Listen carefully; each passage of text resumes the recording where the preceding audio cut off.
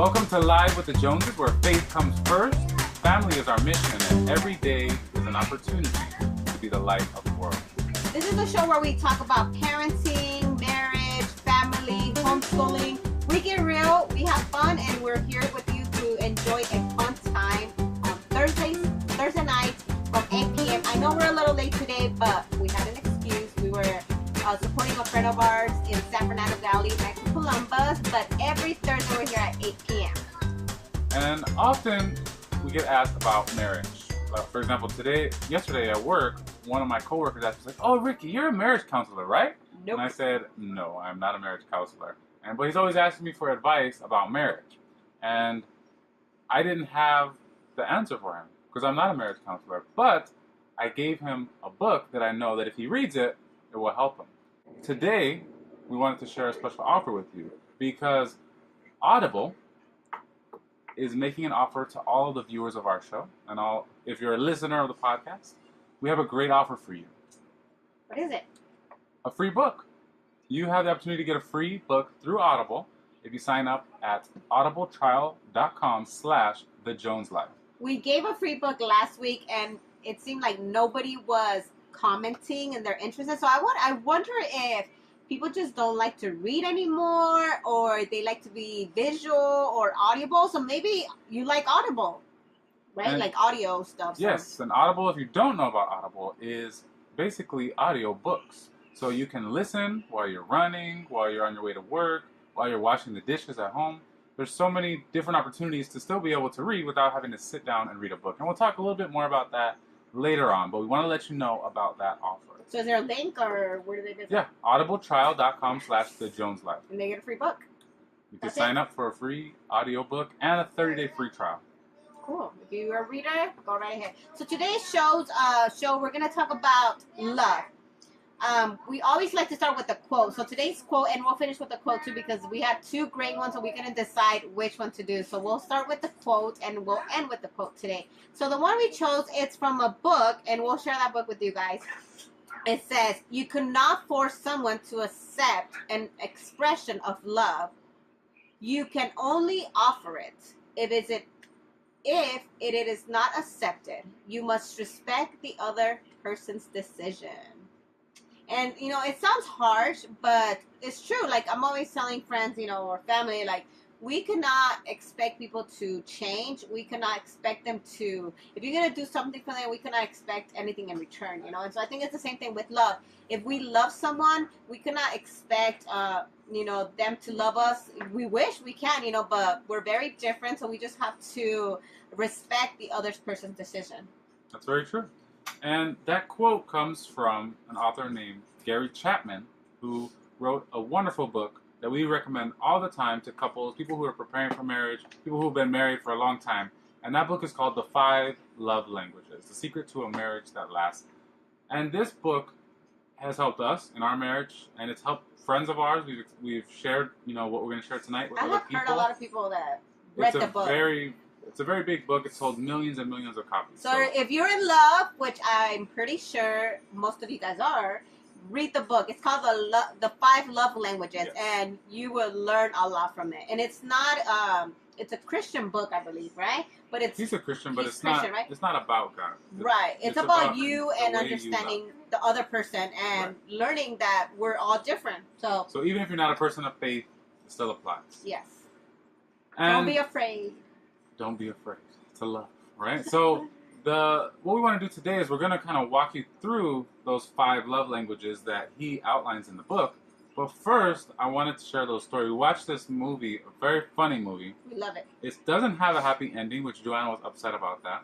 But there's one scene that I could not stop laughing. So the movie's called The Breakup. It's with Jennifer Aniston and I just went blank. What's his name? Vince Vaughn. Jennifer Aniston and Vince Vaughn is called The Breakup. And so they're a couple. They've got their nice apartment and their happy life. And they start having these fights. And they get in this one fight where she's upset with him. And she's trying to voice her opinion. Whatever's wrong. And what she's saying to him is not registering with him. What he hears is not what she actually means. So she's telling him, I want you to wash the dishes. He said, okay, I'll before wash that, the dishes. she sent him to get 3 lemons and only brought her 1 lemon. So she was like, seriously? I said 3 lemons and you brought me 1 lemon back. And he said, well, why do you need 3? Wasn't 1 enough?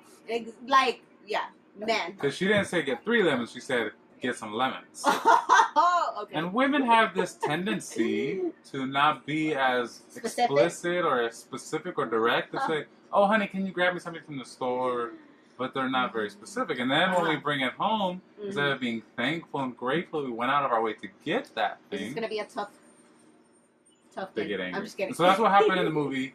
That's kind of what starts it. But there was obviously a lot of stuff built up before that. And so they're having this argument, and she's saying all these things, and he's like, what are you talking about? And she brings up the fact that she just blew up. She wants him to wash the dishes. He's like, okay, I'll wash the dishes. Let me just rest my feet for a minute. He's like, no, but I want you to want to wash the dishes. I shouldn't have to ask you. And he's like, who wants to wash dishes? Why would I want to wash dishes? And it's just a hilarious scene, but it's very true. And that's, I think, what makes it even more funny is the way men and women communicate are different. Men are men and women are women. We have to accept that. And that's what we always remind couples that are getting married at our engage encounter weekend. You know, men are men, women are women. We're different. So we have to learn to accept that since the beginning when you start a relationship. And it took us a couple of years to get to that point where until we read understood that. Yeah, we read that book and we went on a couple of retreats.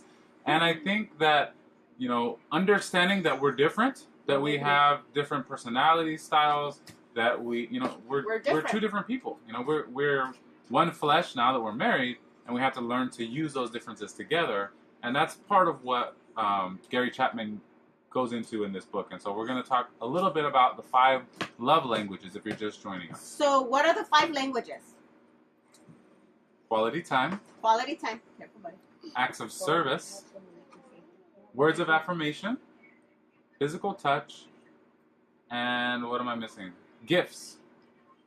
So quality time, words of affirmation, physical touch, gifts, and acts of service. Those are the 5 love languages. So the concept of this book is that we all express our love for our spouse in different ways.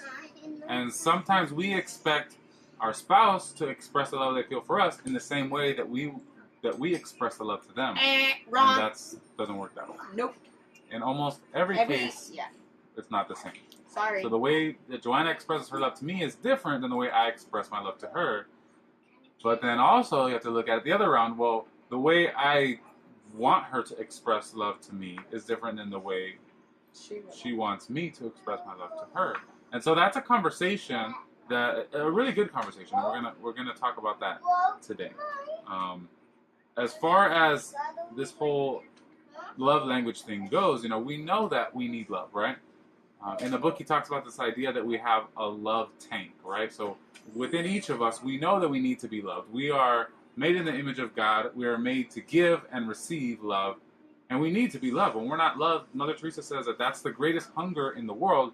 It's not hunger for bread or for food or for money. The people who are starving the most are people who are starving for love. And that could be the person that's right next to you. You might think that they don't feel that way, but when someone doesn't feel loved, it really hurts and it really affects them. Right. And so what he talks about in the book is we got to keep that love tank full. And we have to know how to express love in a way that our spouse is going to feel loved the most. For example, Ricky likes words of affirmation. He's that type of person that he wants to hear from me that I love him, I care about him, and so forth. But I'm not like that. I like hugs. He likes.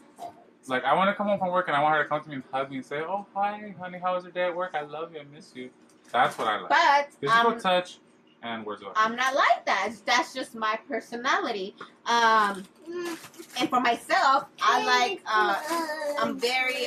What is mine? Acts of service. I love to show him. That's you know, the way you express. That's how I express my love. And he knows that. And so until we realize that that's what we like, you know, we have to try harder. We have to sacrifice ourselves in a way, you know, to push ourselves to really do what that person likes, you know. And sometimes, you know, it's you don't feel comfortable because we're not used to it, but we have to step out of our comfort zone like anything else, to show our spouses, because if we're married, our spouse should be our ultimate person to show that, because without showing them, how do you expect a marriage to work, Right. And so very I important. think, it's not to say that, like, okay, the way she expresses her love is through acts of service doesn't mean that I don't appreciate acts of service. It just means that it's not the way that I feel most that she loves me. I see that she makes a sacrifice. If I get home and see the house is clean, I know that she made a sacrifice to keep the house clean, right? So I appreciate that, but it's different for me. Like, for me, for her to come up to me and give me a hug and a kiss and tell me that she loves me, that fills my love tank. Cleaning the house, it fills it a little bit, but it doesn't top it off. I'm We not gotta make cleaning sure it's anymore top then. And so, what I'm about not the other way cleaning around? anymore. What's the way that you like to receive love? Gifts. I like gifts. He surprised me with some flowers yesterday, and that makes me feel good. I like it. But yeah, Even and this is tricky because this goes back to the whole women thing about they say one thing and they mean another. I always tell him. I've heard lots of stories of women who tell their husbands that they don't even like flowers, but they still like flowers. Because sometimes they're expensive or they'll die fast. So but they're pretty, but I don't think women understand. Like if and it's the act that happens counts. in the movie too. She's like, oh, you don't even buy me flowers. She's like, you said you hate flowers, and so it's hard for us guys. So I'm sure all the guys can sympathize that women sometimes say things, but they mean something completely different. Yes. And that's a whole lifelong journey of trying to understand. And that's women. forever and ever. So you said gifts. Gifts.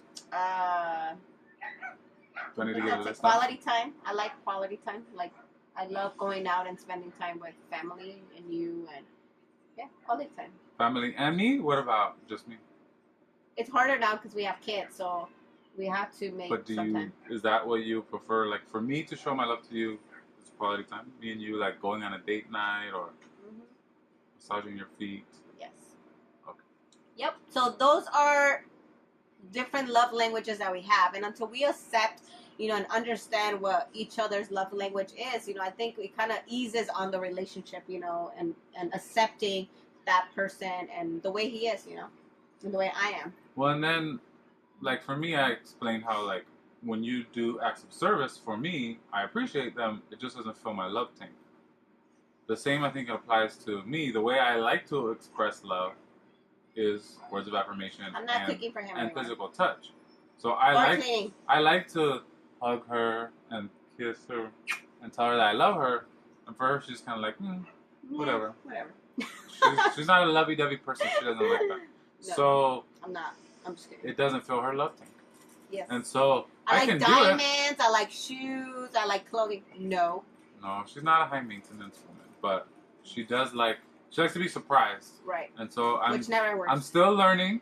After how many 12 years? I just surprised you with flowers yesterday. The boys jinxed it. They're like, Mommy, Daddy's for you. They always call me out because I come home from work and they're like waiting outside. And so I try to walk up and be like, oh, Mommy, Daddy got you flowers before I even get a chance to give it to her. Never works. But thank you though. You were so surprised because you weren't expecting the flowers. So yep. I think I'm still learning to because it takes a sacrifice. Like, I have to put in effort to be able to express my love to you in the way that you want to receive it. Yep. Because I could just take the easy route and say, you know what? If these are my love language, take it or leave it. Yep. But in marriage, it can't be that way. It has to be a sacrifice, right? And it has to work both ways. Exactly. You give something, try to give something in return. Well, not just that, but like, you have to sacrifice in the sense that you're going to try to express love, speak my love language, basically, and I have to sacrifice to try to speak your love language. And for both of us, it's hard because it doesn't feel natural because your natural way of expressing love is different than mine. So it's a constant learning process, a constant sacrifice that we make for each other. Sacrifice. Part of we marriage. need to sacrifice for each other, which is the key word here: sacrifice and love. That's right. And there's another quote from Mother Teresa that I think goes along with this, where she says, "Intense love does not measure; it just gives." And that goes back to what you were saying earlier about the whole idea that we don't give thinking about what we're going to get. We give and we give and we give, even if we feel like I've given so much. What more could this woman want? Well, I promised on the day that we got married to love her and honor her all the days of my life. It didn't mean just for the first year, or the first 5 years, or the first 10 years. I mean all the days of my life, every day. Anything else before we move on? Yeah, I think Jesus is a perfect example of this in that he knew how to reach people. He knew how to love people. And a lot of times we think of, people of faith or Christians, people who claim to be following Jesus.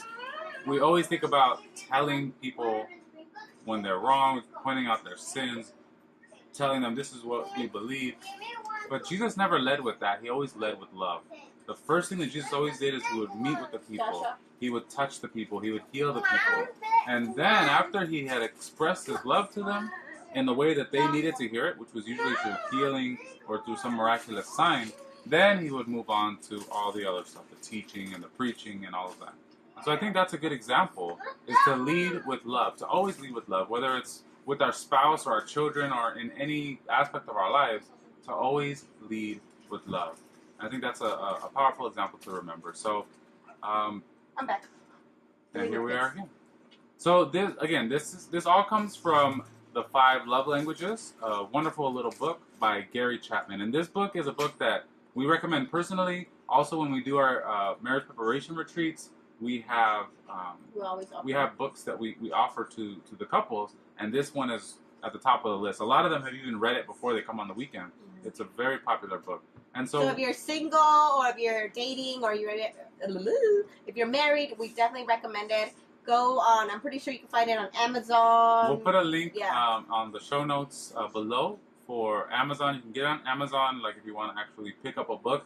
But I know I'm one of those kind of people where like I love to read. I would love to be able to just like sit down and read a book, but that doesn't happen very often. Once you have kids, you can't really do it. With kids and wives, it's hard to find the time. But we have a wonderful deal, wonderful offer for you if you're like me. So if you're like me and you want to read, you want to fill your mind and better your relationship, well, what do? You have to invest the time in it. Well, even though that's a good ideal, it's hard to fulfill that. We have work, we have family. I get home from work, I have family to deal with. I can't sit down and read a book. And by the time the kids are asleep and all the house is clean, well, then it's time to go to bed. I'm too tired to read. So what do? Well, what I do is I listen to audiobooks. So on the way to work, while I'm going for a walk, while I'm at work, if I'm not doing something that requires me to be talking to other people, those headphones go on and I can be listening to an audiobook. And I do that through Audible. Audible is a wonderful program. It's actually brought to us by Amazon, but it's audiobooks only. They have, magazines and other kinds of content on there, but the primary thing that they have there is audiobooks. And so what we want to do today is offer you a deal through Audible. If you go to audibletrial.com/thejoneslife, you can get a free audiobook. So you can get a free audiobook download plus there's more. There is more. A free 30-day trial of their program. Because the way it works is you can sign up. It costs about $15 a month, and you get 1 credit every month for an audiobook. If you buy an audiobook on its own, they range from like $15 up to like almost $40, depending on how long they are. That's how the price goes up. And you can listen to them on your iPad, any tablet, of your devices, phone. Yeah. So I use my phone with my Bluetooth headphones, no wires, and no wife. Yes, those noise canceling headphones. Oh my god. We'll put the link below so you guys can visit the link because I know it's long to write it down and stuff. But it's audibletrial.com/thejoneslife. And if you go there, you can choose any book. So you don't have to get the 5 Love Languages, but we're recommending that because we know that's a book that it will change your marriage. So invest in your marriage.